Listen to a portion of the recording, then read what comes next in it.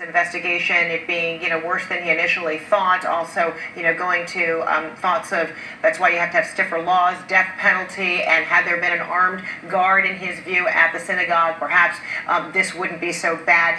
What's your experience in terms of a president's message, how it can either help or complicate matters?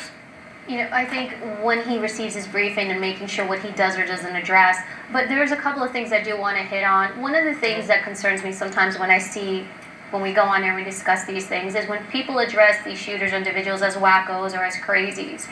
And when we take an individual... And the president used that word, a world of... this is a world that is a violent world, and you have wackos. Right. And so... The concern with that is when we put people in these boxes, we're not solving the problem. A lot of this needs to be preventive rather than reactive. And I've been harping on that because the capital punishment, that's all after the fact. And quite often when people commit these egregious crimes, the more severe punishment will not help. But identifying individuals and labeling them as such is not going to help us. But being able to understand why these individuals do this, understanding who he is there a history of mental health?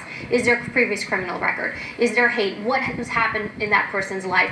If we can gather knowledge and identify the people that do this, understand the profiles, are there patterns, and then create a society where we together can prevent this type of stuff or spot these red flags. So calling people names or calling people crazy or wacko, when I see that doesn't help. You're just putting somebody in this random category, and then now what do you do with that individual? Go. As far as having somebody at the front door security, you can have that, but what I've learned is I do a lot of schools and religious places reach out to me and they'll ask me, they'll tell me, we're afraid, what do we do? One of the biggest problems they have is money.